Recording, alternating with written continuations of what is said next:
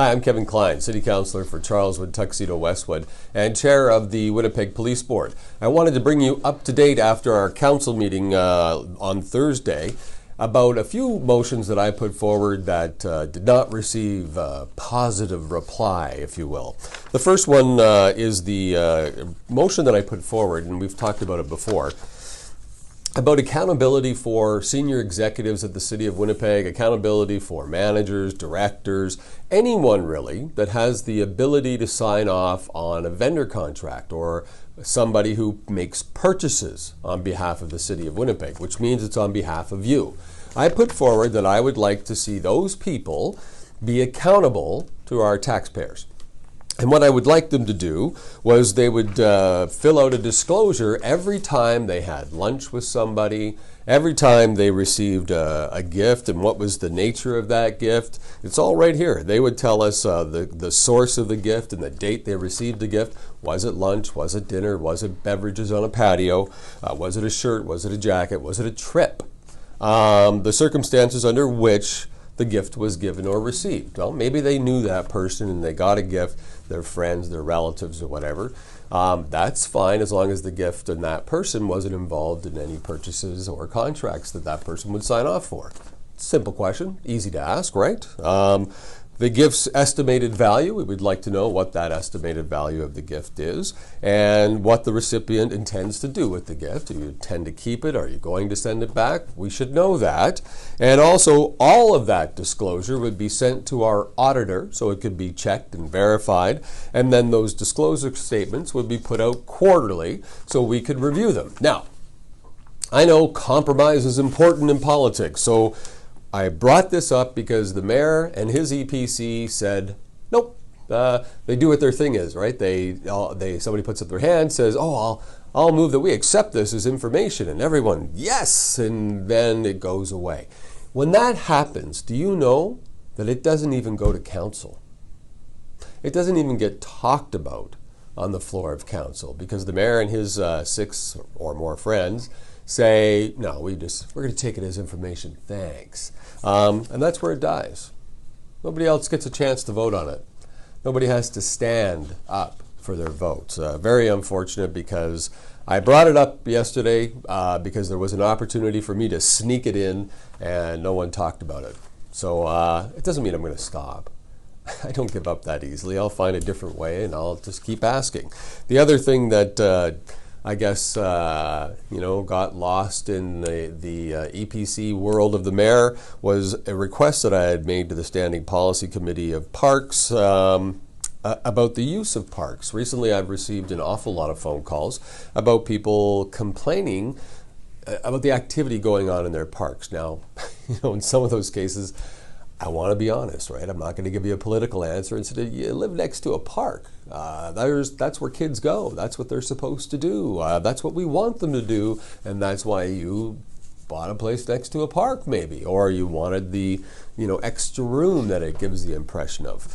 So I listened because I think it's important to do that. And really, after some research, found out that we have a lot of private enterprise using our city parks, our gyms, our pools, and we're not charging them, if you will, right? So we have a number of, they're almost private schools, quite frankly, forest schools. They're very expensive, and they teach their class in parks year-round, and people pay a lot of money for that. And I think it's from kindergarten to grade 5 or grade 6 that they offer this program. And they get to use the park. And I've done some investigating into it, and it doesn't seem like they have to pay a fee at all. So I put a motion forward saying, whoa, time out here, time out. We need to know exactly what the agreements are between the City of Winnipeg and private schools, private sector groups, and other potential tenants who provide services or programs in or on city-owned parks or facilities for the inn. I also wanted them to provide details on the application process, notification to residents, because that's a business moving next door, right? And possible liability for the City of Winnipeg with city-owned facilities being used by these children. Sure, they have adults there, but what if something happens? What if they fell off a play structure? And I wanted to the public service, and especially this committee that Councillor Rollins is on, to provide a list of current agreements and fees charged to each one of those groups, because we know it's like $1 or nothing. So that got to EPC and the mayor, and they said, yeah, thank you very much. And what did they do? I'll receive it as information. Yay! So it did not make it to the council floor. So I brought it up during our question period. We're allowed to ask a couple of questions of the chairs, and I asked about it, and the response was, oh, I did receive it as information. You should have been there. They talked a little bit about it. Thank you. Councillor Rollins? Absolutely was considered. Second question, Councillor Klein? So if it was considered through you, Madam Chair, why are we not looking into that, and why are we not sharing that information?